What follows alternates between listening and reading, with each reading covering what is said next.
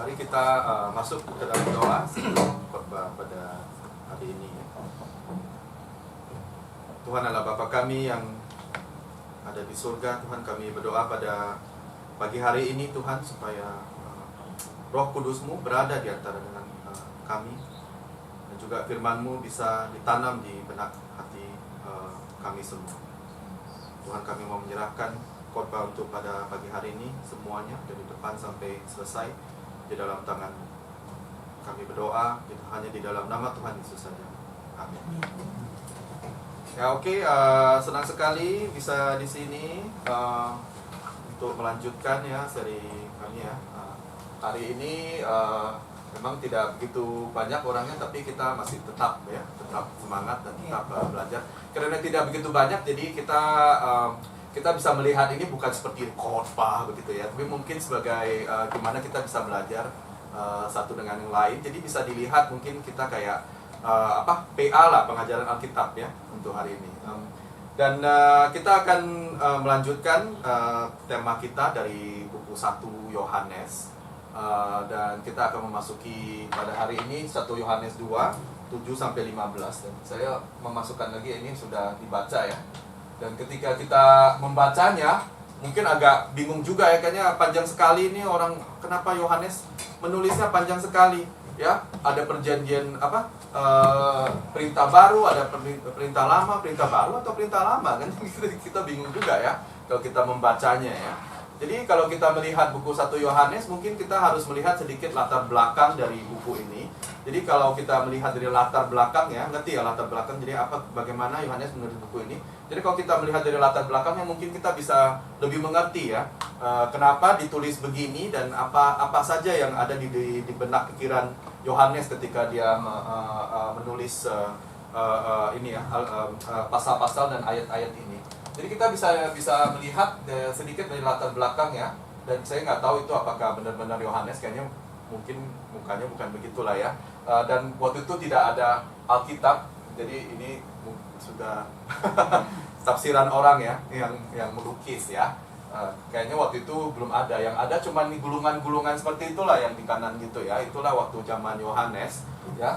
Jadi banyak sekali scholars yang cendekiawan begitu ya, yang pakar Alkitab itu mereka setuju kalau yang menulis itu adalah Yohanes, salah satu dari 12 murid. Okay? Dan karena nama Yohanes itu agak bisa dibilang agak awam gitu ya, jadi banyak orang juga yang namanya Yohanes. Jadi mereka harus memastikan siapa Yohanes menulis ini. Jadi mereka memastikan kalau ini adalah salah satu dari 12 murid Yesus. Dan ini juga adalah rasul yang menulis buku Yohanes. Jadi kalian tahu ya, perjanjian baru kalian ya. Jadi buku keempat itu adalah buku Yohanes, dan di belakangnya juga ada 1, 2, 3 Yohanes. Jadi banyak sekali Yohanes ya. Tapi semuanya itu ditulis oleh satu orang, dan inilah Yohanes ya. Yohanes itu adalah salah satu murid kesayangan Yesus. Ingat ketika Yesus disalib, dan dia bilang kepada Yohanes, inilah ibumu sekarang ya. Dan jagalah. Jadi Yesus bilang kepada Yohanes, kamu harus menjaga ibu saya. Jadi karena sekarang kamulah yang akan menjaga ibu saya waktu itu ya. Jadi itu adalah jadi bisa dibilang Yohanes adalah salah satu murid yang Yesus sangat kasihi gitu ya. Dan ketika Yohanes menulis ini, itu kira-kira tahun 85 sampai 90 Masehi. Jadi mengerti ya.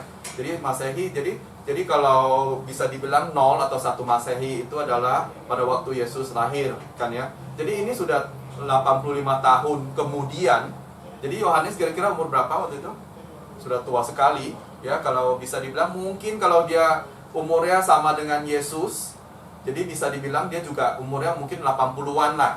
80-an ketika dia menulis ini, tapi tulisannya masih tajam ya. Makanya ketika dia tulis tadi, pas kita baca, dia ngomongnya kayak orang tua gitu ya. Inilah saya menulis ini untuk anak-anak, saya menulis ini untuk bapak-bapak ya gitu kan.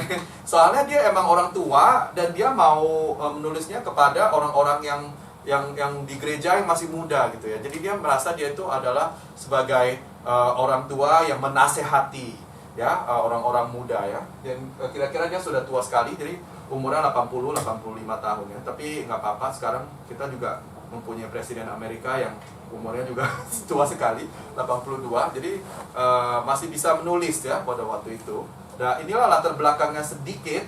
Dan kenapa ini penting? Karena ketika kita membaca ini, pertanyaan pertama yang saya mau tahu ini perintah baru atau perintah lama?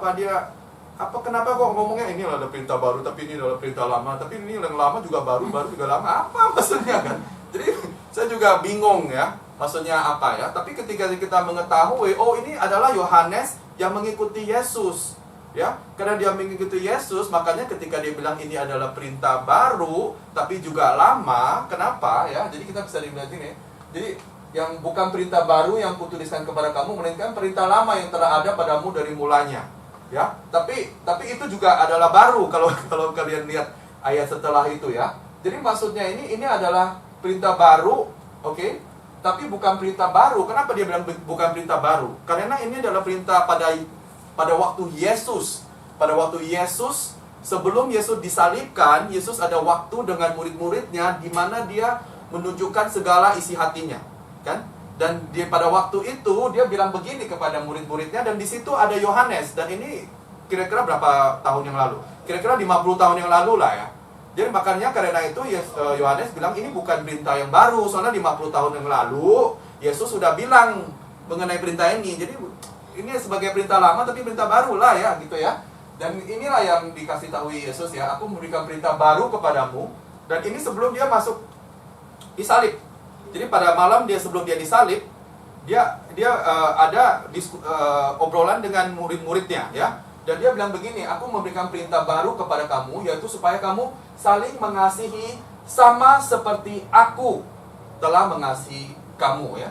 Demikian pula kamu harus saling mengasihi ya. Jadi hebat sekali ya kalau saya udah mau disalib besok-besok, kalau ngomong sama murid, pasti saya bilang, wah kamu hajar itu orang-orang Romawi ya. Bunuh aja semuanya itu, ngapain ya? Ya kan, masa saya mau disalibkan? Wah, pasti marah ya. Tapi Yesus malah bilang kamu harus mengasihi satu dengan yang lain.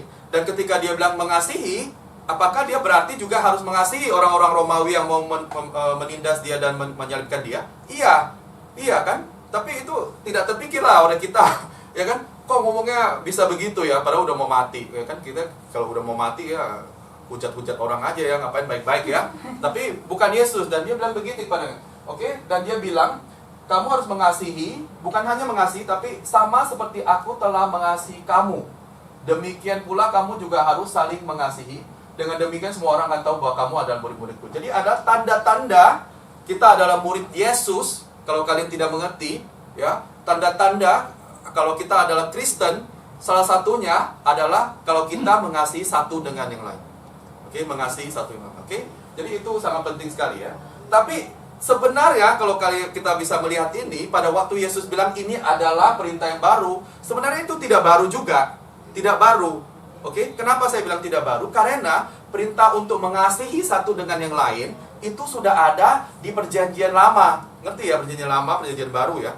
Jadi kalau zaman Yesus ada perjanjian baru, oke? Dan perjanjian lama itu sebelumnya itu ya. Jadi kita bisa Kejadian, Keluaran, Imamat, Bilangan, Ulangan, semuanya itulah ya. Oke, itu perjanjian lama. Dan di perjanjian lama pun sudah ada perintah untuk mengasihi satu dengan yang lain. Misalnya ini ya di buku Imamat 19:18 ya, tidak ada orang yang suka membaca Imamat karena kalau kalian pernah baca buku Imamat, tahu buku Imamat di mana? Enggak, perjanjian baru. Wah, enggak ini. Maksudnya enggak baca. Hah? Enggak. Perjanjian baru. Imamat bukan ke belakang, ke depan ya. Iya. Hah? Dia buku keempat ya. Kejadian Keluaran ketiga Kejadian Keluaran Imamat Leviticus, oke?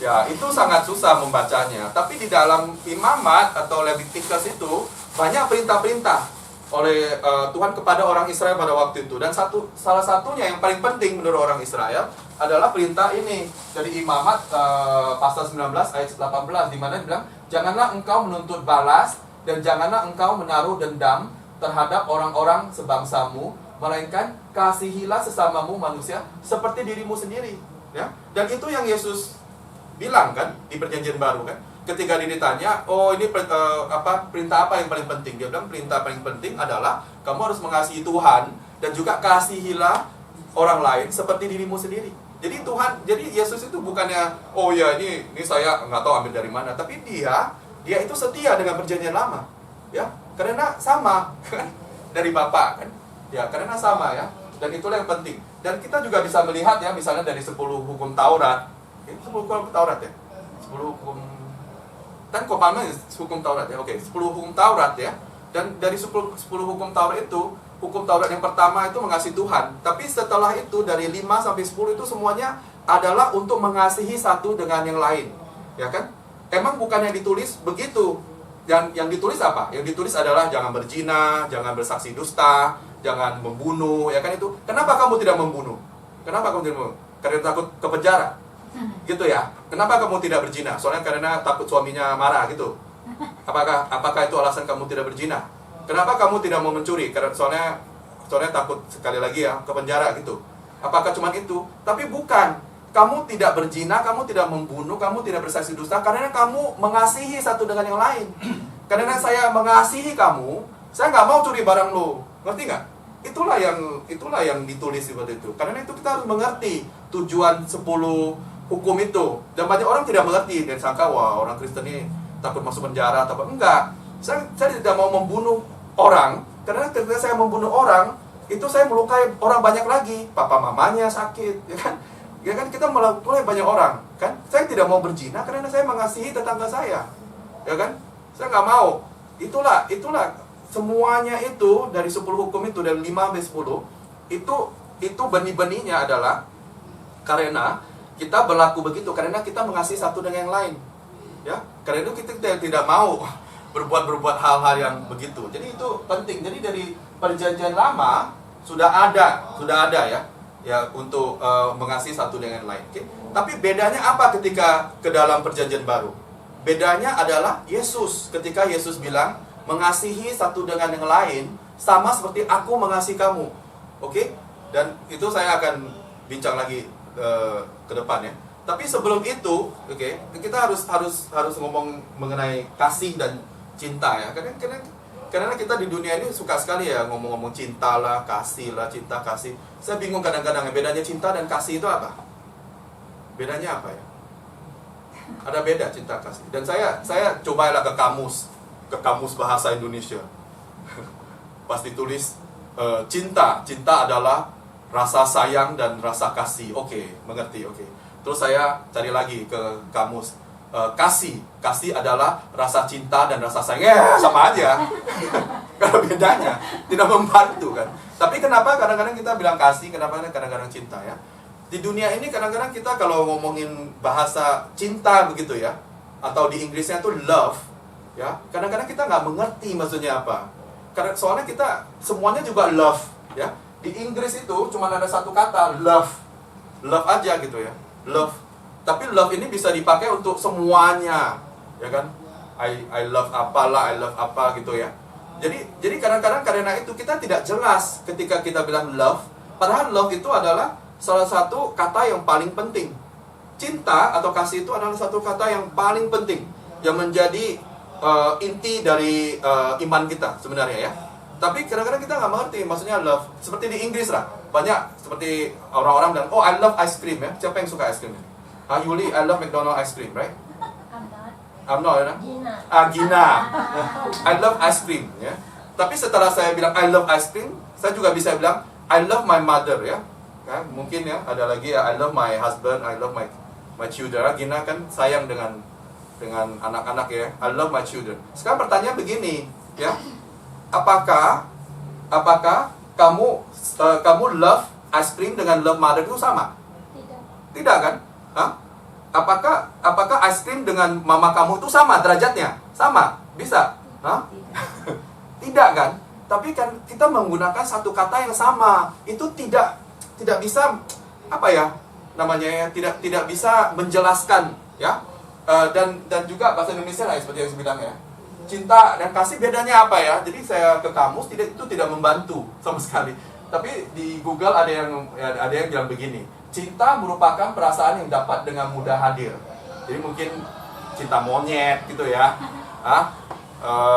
Gitu kan ya namanya yang jatuh cinta. Itulah sinetron ya yang cinta-cinta gitu ya. Tetapi juga mudah pergi. Oke, jadi mudah datang, mudah pergi. Emang begitu ya cinta ya? No. Enggak juga kan? Enggak. Enggak juga ya? Cinta itu nggak bisa. Cinta itu abadi. Hah? Oh iya ya. Jadi kasih bedanya apa ya, Yuli? Kasih. Soalnya kalau bahasa Inggris tuh love and affection. Affection itu Affliction. affection. Oh, and affection. Nah. Oh, lumayan nih Yuli loh. Yuli baca kamus ya, supaya tidur ya baca. Hebat ya. Oh. Oh iya iya iya. Jadi kalau love itu di terjemahannya cinta. Itu lebih tinggi dari itu kasih Oh. sayang. Jadi cinta itu lebih tinggi dari kasih sayang. Iya. Oh, tapi di Alkitab semuanya itu kasih. Iya. Ya, tidak pernah dibilang Allah mencintai kita ya. Allah mengasihi kita, ya. Semuanya itu mengasihi, ya. Jadi bisa dibilang begitu, tapi itu penjelasan yang lumayan bagus. Oh, jadi difference affection and love. Oh, oke ya. Tapi dibilang beginilah ya, ada di Google ya, dibilang cinta begini. Namun tidak sedikit pula rasa cinta yang bertahan selamanya, berarti ya oke lah, ya. Sebaliknya, kasih sayang atau kasih adalah perasaan yang tumbuh secara perlahan dan lebih sulit hilang. Sama sekali tidak menjelaskan apapun juga lah ya. Soalnya cinta juga bisa begitu kan ya, tumbuh pelan-pelan tapi sulit hilang. Nah, kasih juga bisa datang nggak datang apalah ya gitu ya. Jadi tidak bisa menjelaskan, oke. Tetapi, oke, perkataan kasih atau sayang atau love, oke, di bahasa Yunani, kalian mengerti ya kalau Alkitab itu perjanjian lama ditulis dengan bahasa Ibrani, Hebrew, oke, namanya Hebrew, itu Ibrani, oke, itu adalah perkataan bahasa yang Yesus gunakan setiap hari. Jadi kalau Yesus ngomong itu dia dengan Hebrew gitu ya. Tetapi kalau pas perjanjian baru ketika ditulis itu dengan bahasa Yunani. Oke, Yunani itu Greek. Oke, Greek ya. Jadi dengan bahasa Yunani. Dan di bahasa Yunani ketika mereka mau membahas tentang perkataan cinta ini, mereka tahu nggak ada berapa kata untuk cinta? Bukan cuma satu, ada 4. Mereka mempunyai 4 kata untuk supaya kita mengerti. Soalnya cintanya beda-beda, perasaan kita di hati itu beda-beda, oke?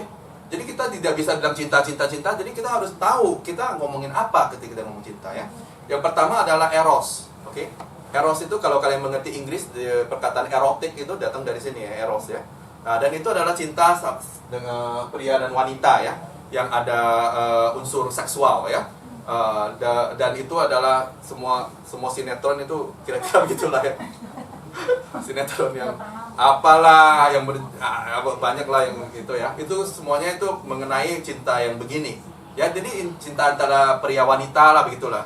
Ya, jadi kita suka nonton yang ini. Korean drama juga banyak ini. cinta begitu. Itu eros. Jadi kalau kita membaca Alkitab, ketika dia bilang menggunakan kata ini, kita mengerti dia ngomong apa. Kita mengerti ini adalah cinta yang ada hawa nafsu, oke? Dan kedua adalah phileo. Jadi ini adalah cinta antara teman atau kasih antara teman, oke? Phileo, apa?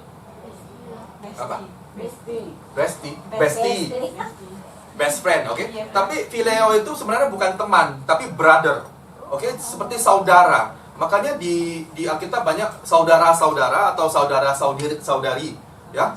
Itu adalah cinta yang kita tidak ada hubungan darah, tapi karena di dalam Tuhan atau ada sesuatu yang mengikat kita, jadi kita super BFF gitu ya, best friend forever gitu ya. Jadi kita jadinya sepertinya saudara ya. Jadi ini di Amerika ada satu kota yang namanya Philadelphia.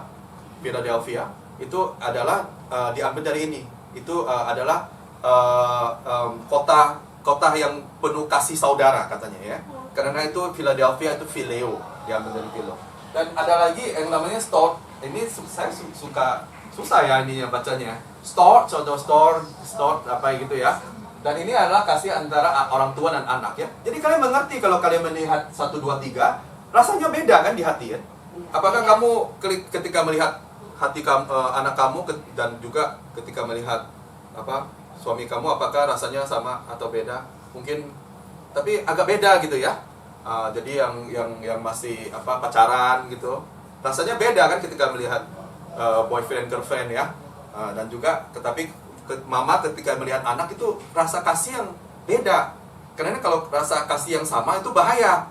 Kan kamu tidak boleh boleh mengasihi anakmu dengan seperti kamu mengasihi suami kamu, apalagi yang ada hawa nafsu. Wah, itu bahaya sekali kan. Nah, karena itu jelas bedanya jelas kalau di Yunani itu ya, ada 1, 2, 3 ya. Tapi ada satu lagi yang tidak bisa dijelaskan. Oke? Tapi yang selalu dipakai di Alkitab. Oke? Jadi ketika 1 Yohanes memakai kata cinta atau memakai kata kasih, inilah yang kata yang dipakai itu adalah agape. Oke? Atau agapao. Agapao itu adalah verbnya ya, maksudnya itu artinya agape ya. Dan itu adalah kasih Tuhan kepada kita. Dan itu adalah suatu rangkuman yang baru karena tidak bisa manusia mengerti. Ya, cuman Tuhan yang bisa melakukan ini. Itu adalah kasih agape. Dan ketika Yohanes menulis ini, ketika dia bilang kasihilah satu dengan yang lain, itu bahasa Yunani adalah agapao. Kamu harus mengasihi orang dengan kasih Yesus. Jadi bukan asal-asal kasih, mengasihi orang dengan kasih Yesus ya. Jadi bisa dibilang begitu. Apakah agape itu nih ada definisi yang lumayan lah ya, oke lah ya.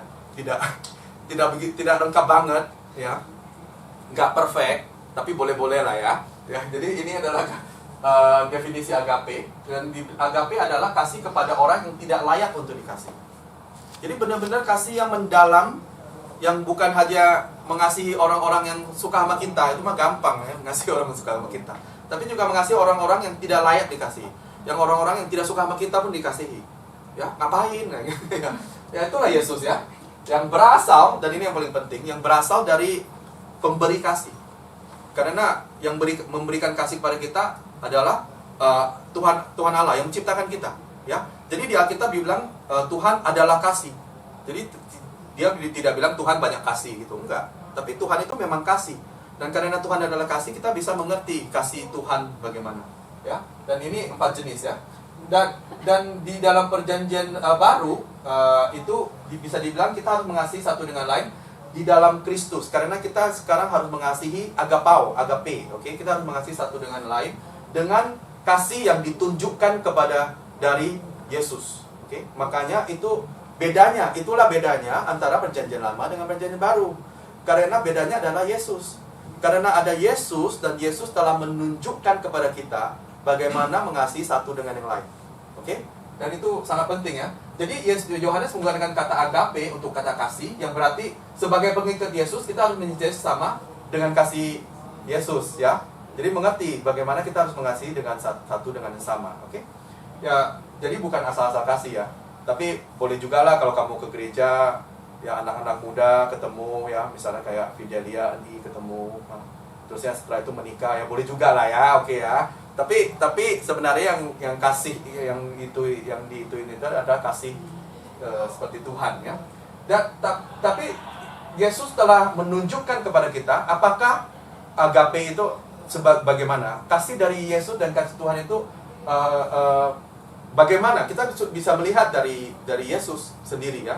Jadi di Roma 5 misalnya, dan inilah menurut saya definisi agape yang sebenarnya yang lebih kuat ya. Jadi bisa dibilang begini, karena waktu kita masih lemah, Kristus telah mati untuk kita orang-orang apa? Orang-orang baik. Apakah di situ orang-orang baik? Orang-orang yang ke gereja setiap minggu? Orang-orang yang suka apa? Hah? Tidak kan? Orang-orang durhaka. Nah inilah agape, ya. Dan Tuhan telah menunjukkan kepada kita. Dan Kristus telah mati untuk kita orang-orang durhaka pada waktu yang ditentukan oleh Allah. Sebab tidak mudah seorang mau mati untuk orang yang benar, tidak mudah. Tapi ada. Ini yang kata Alkitab, ya. Emang tidak ada orang yang mau mati untuk orang lain, ya. Yang sebenarnya yang rela mati untuk orang lain itu biasanya cuma orang tua lah. Ya. Kalau ditanya apakah saya rela mati, dan saya mau menjawab ya untuk anak saya rela. Untuk orang lain agak susah, ya. Dan saya curiga kalau bukan curiga, saya rasa istri saya juga mungkin bilang gitu ya. Jadi saya juga mau tanya kepada dia, kamu rela nggak mati untuk saya? Mungkin dia juga bilang, untuk anak boleh, tapi untuk kamu pikir-pikir dulu ya. Ya, tapi itulah kasih ibu ya, kasih ayah gitu ya. Terutama ibu lah, terutama ibu. Saya merasa itu. Kalau kasih ayah mungkin agak menurut saya masih satu level lebih apa ya, jauh. Tapi kasih ibu itu benar-benar lah. Ya nggak usah mikir lagi anaknya bahaya, langsung ungkup dia ya. Dan jadi tidak mudah orang mati untuk yang benar, tapi mungkin untuk orang yang baik ada orang yang berani mati. Jadi inilah yang Paulus bilang, oke? Untuk orang yang baik saja itu udah nggak mudah kita mati ya. Tapi mungkin adalah satu dua ya untuk orang yang benar-benar baik gitu ya, kita rela mati. Tetapi Allah menunjukkan kasih-Nya kepada kita oleh karena Kristus telah mati untuk kita ketika kita masih berdosa. Nah, itulah Injil. Ketika kita masih berdosa. Jadi Yesus tidak bilang, oh kamu suci dulu dah, suci dulu baru saya terima, enggak. Dan dia mati, rela mati dulu. Ketika kita masih durhaka, ketika kita masih berdosa. Inilah kasih Tuhan ya. Jadi pertanyaannya begini sekarang, oke? Dan ini yang mau dibahas di buku 1 Yohanes ini. Ya. Pertanyaan adalah, Yesus telah menunjukkan kasih yang paling sempurna. Itu adalah kasih agape, kasih Allah Bapa, oke? Dan pertanyaannya, apakah kita mampu mencintai atau mengasihi ya? Mungkin mengasihi seperti Yesus. Apakah kita mampu? Ayo gimana Yuli, mampu kamu mengasihi seperti Yesus? Belum mampu sih. Nah, belum mampu, tapi maulah, mau ya.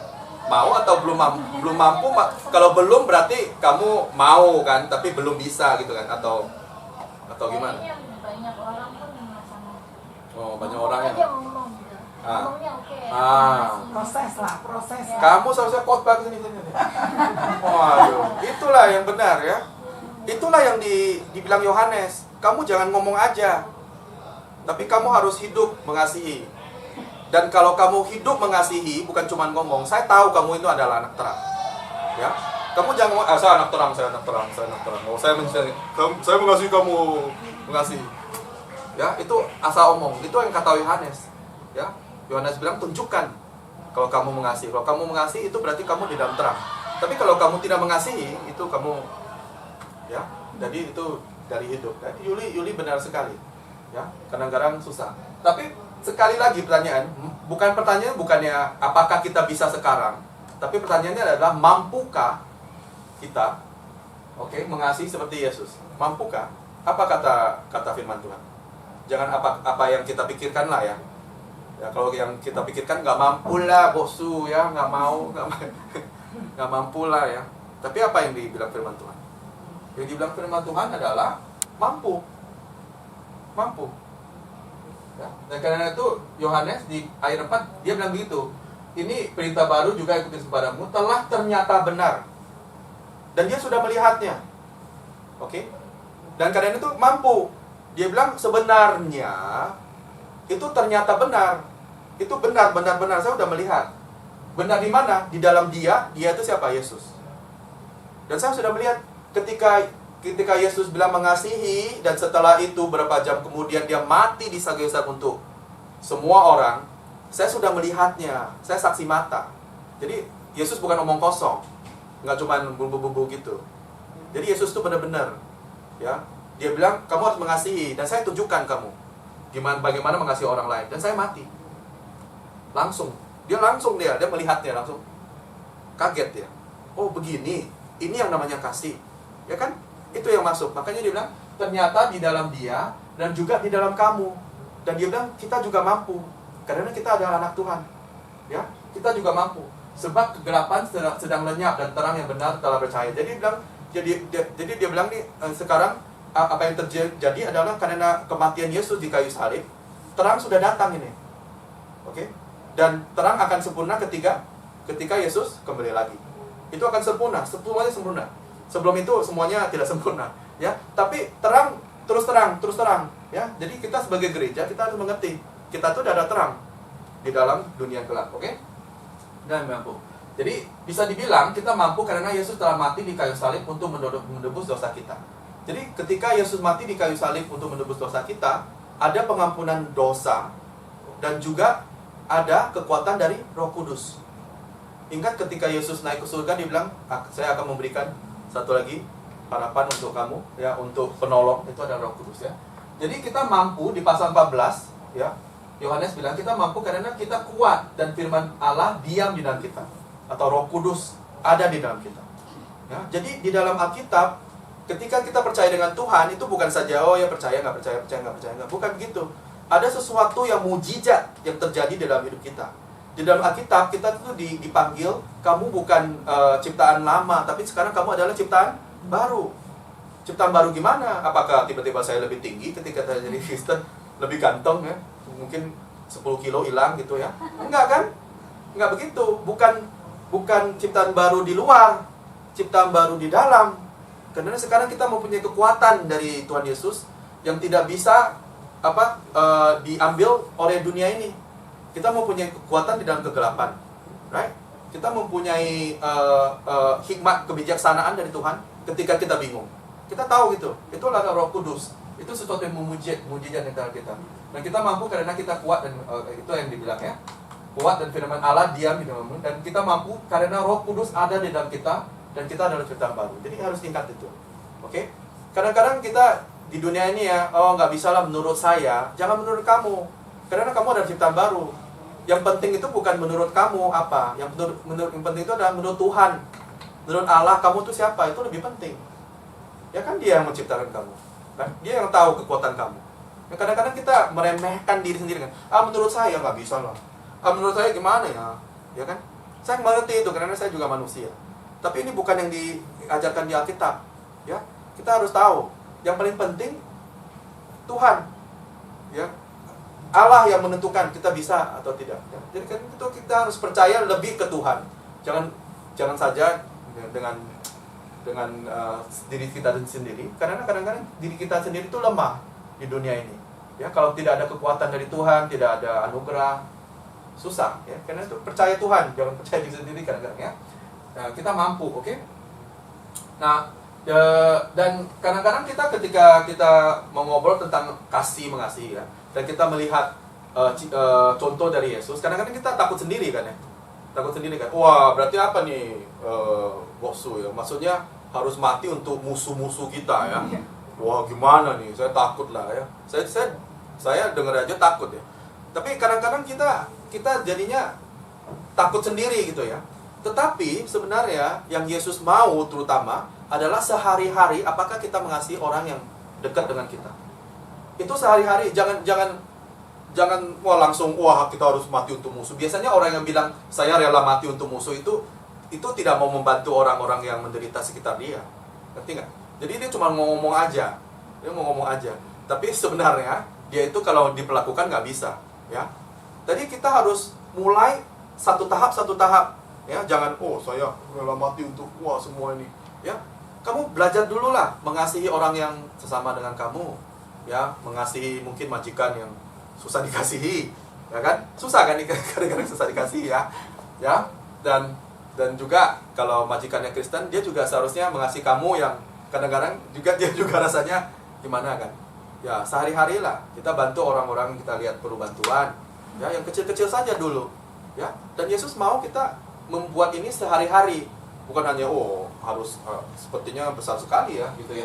Dan ini Galatia 6:10. Jadi menurut saya kalau kamu mau hidup dalam kasih, inilah ikut ini dulu. Oke? Di dalam buku Galatia 6:10 dia bilang gini, karena itu selama masih ada kesempatan bagi kita, marilah berbuat baik kepada semua orang. Oke? Jadi kita harus berbuat baik pada semua orang. Oke, itu yang pas. Tetapi ada lagi yang lebih penting, tetapi terutama kepada kawan-kawan kita seiman. Oke? Jadi kalau kamu mau mempunyai hidup yang mengasihi satu dengan yang lain seperti yang ada di firman Tuhan, mengasihi dululah antara dengan kita, ya kan? Satu dengan yang lain. Ya, itulah yang diajarkan. Jangan belak-belakan yang besar-besar, ya. Nah, itu adalah pelajaran yang penting. Yang seiman kita peduli dululah satu dengan yang iman. Bagaimana, apakah saya bisa berdoa dengan kamu, ya. Dan itu yang menurut saya yang penting. Jadi kita harus ingat, kita kalau mengasihi itu sesuatu yang penting, tapi kita harus mulai mungkin dari sekitar kita dulu, ya. Itu yang penting, ya. Dan di dalam 1 Yohanes ini, dan saya juga udah mau habis dulu ya. Jadi dibilang adalah terang dan kasih. Jadi itu sangat penting sekali yang saya bilang. Oke, kalau Yohanes bilang kalau kamu benar-benar adalah anak-anak terang, kamu juga harus menjadi seseorang yang mengasihi satu dengan yang lain. Dan ini adalah di 2:10 dia bilang, barang siapa mengasihi saudaranya, ia tetap berada di dalam terang, dan di dalam dia tidak ada penyesatan. Jadi kalau kamu mau melihat apakah ini orang-orang benar-benar Kristen ya, benar-benar Kristen gitu ya, jangan melihat perkataannya, jangan melihat omongannya aja, melihat perilakunya, melihat sehari-harinya. Oke, itulah yang kata Yohanes. Jadi kalau misalnya dibilang, oh saya ini mau benar-benar Kristen, jangan percaya dulu. Ya. Lihat hatinya, lihat hidupnya. Ya. Dan tentunya 11, kalau kamu ada membenci, jadi itu adalah satunya. Jadi apa yang dibilang Yohanes adalah ini, kasih adalah bukti kalau kita adalah pengikut Yesus yang hidup di dalam terang. Oke? Jadi ini pelajaran hari ini. Bagaimana kita tahu kalau kita hidup dalam terang adalah kasih. Itu yang paling paling penting. Oke? Dan oh iya, ini udah ini udah keluar ya. Oke, dan ketika bilang terang dan kasih, dan saya sudah bilang ya, jadi kasih harus diwujudkan melalui perilaku dan hidup kita ya, bukan cuma melalui perkataan itu. Jadi apa yang Yohanes tidak bisa tahan, oke, adalah banyak orang yang bilang, oh saya adalah orang yang mengasihi satu orang, tapi tidak diwujudkan dengan perilaku. Jadi kalau orang yang begini kita panggil apa? Kalau yang di luarnya satu macam, di dalamnya yang lainnya, itu orang apa kita panggil? Hah? Orang apa? Orang munafik kan? Nah, jadi itulah, Yesus juga sebenarnya menurut saya, Yesus paling gak suka sama orang munafik. Paling gak suka nih. Oke? Dan karena itu dia marah sekali dengan orang-orang Farisi. Bukan karena orang-orang Farisi apa gitu ya, tapi orang-orang Farisi di luar dan di dalamnya itu beda. Dan Yesus paling gak suka, karena Yesus bilang, apa yang di dalam kamu harus keluar. Ya, apa pohon ingat yang apa yang menjadi akar di dalam pohon kamu itu harus berbuah demikian. Kalau kamu pohon apel, keluarnya apel lah. Ya, gimana kalau kamu pohon apel keluarnya durian? Kan nggak mungkin, ya kan? Kan beda gitu. Dan Yesus marah sekali karena banyak orang-orang yang begitu yang munafik. Ya, oh saya pohon apel tapi di dalamnya durian sebenarnya. Ya kan? Jadi Yesus marah. Ya, dan Yesus paling nggak suka dengan munafik ya. Pas saya kecil ada lagu Madu dan Racun. Tahu lagu? saya melihat videonya, wah, nostalgia. 1985. Tahun 1985. Udah lahir semua kan? Belum. Hah? Yuli belum lahir 1985 ya? Oh masih muda, Novianti udah lah. Udah lahir lah ya. Pas tahun lahir. Jadi ketika saya bilang ini, sekarang udah tahu lah saya umur berapa, udah tua. Udah tua ya. Dan di tahun 1985 itu lagu yang paling ngetren adalah Madu dan Racun ya. Jadi dia bilang, madu di tangan kananmu, racun di tangan kirimu. Aku tak tahu apa yang akan kau berikan padaku, kan ya? Gitu kan ya? Jadi kadang-kadang kita hidupnya sebagai begitu. Kita suka munafik sebagai orang-orang Kristen. Jadi Yohanes bilang, jangan munafik lah kamu. Kalau kamu anak terang, buktikanlah dengan kasih. Ya kan? Ya jangan munafik ya, di luarnya madu, taunya dalamnya racun, racun semua kan. Ini nggak boleh begitu, ya. Itulah yang dibilang Yohanes kepada kita ya, jangan madu racun ya, madu-madu ya. Tapi jangan racun-racun juga, itu juga nggak bagus ya. Pokoknya madu-madu ya, gitulah ya. Oke, jadi beginilah ya, itulah yang mau dibilang kalau kita hidup di dalam terang dan Tuhan telah merubah hidup kita. Dan kita adalah ciptaan baru, dan kita akan berjalan juga di dalam terang. Oke, saya minta 5 menit lagi, 5 menit ya. Saya udah taruh sini. Soalnya hari ini adalah sebenarnya hari misi, atau misi ya, atau hari apa ya, pengabaran Injil. Misi itu apa? Misi ya. Jadi misi itu adalah orang-orang yang pada waktu dulu yang mengabarkan Injil ke tempat-tempat yang susah ya.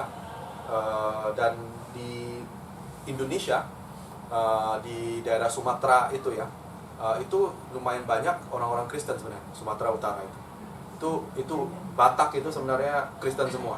Itu karena kenapa? Karena ada pengabaran misi dari Jerman ya, Nommensen itu ya. Dan mereka datang, dan karena itu Batak itu HKBP semuanya. HKBP itu Kristen Batak Protestan ya. Dan itulah mereka yang sudah berkorban Kenapa mereka berbuat gitu? Karena kasih. Karena mereka percaya dengan apa yang dikatakan Yohanes. Kalau kamu hidup dalam terang, kamu mengasihi sama dengan lain. Dan kamu juga mengasihi kamu dengan orang-orang yang tidak suka dengan kamu. Ya? Dan mereka ke tempat-tempat yang sangat sukar. Dan banyak yang meninggal, mati. Oke? Mati karena apa ya? Karena waktu itu banyak juga yang suku-suku yang masih apa ya? Yang Dayak begitu ya. Jadi banyak yang mati ya, meninggal. Dan saya paling ingat cerita ini dari mama saya. Ini Ibu Lingling tahu Chai Ostrom? Pernah dengar ya? Ostrom ya. Dan ini adalah salah satu misionaris yang benar-benar dipanggil Tuhan untuk mencintai suku-suku dan kaum-kaum yang waktu itu susah dikasihi ya, susah dicintai ya. Dan ini adalah ada seorang yang namanya Ostrom, dan mama saya suka sering cerita ini. Saya paling ingat itu ya. Karena mama saya dulu, mama dan papa saya pendeta. Dan mereka pernah di tebing tinggi. Mereka pernah melayani di tebing tinggi. Ini di tebing tinggi ya namanya. Dan Ostrom ini misionaris dari Swedia. Oke, Swedia. Dan ketika dia masuk ke situ, dia belajar Chinese. Jadi dia itu bisa Chinese, sedikit bahasa Indonesia, ya. Dan dia membangun gereja di tebing tinggi. Oke, bahkan si api-api juga, Kisaran, tempat mama saya itu Kisaran namanya. Ya, Kisaran juga. Dan mereka masih ingat karena didikannya dia itu kuat sekali. Dan mama saya percaya karena didikan Ostrom.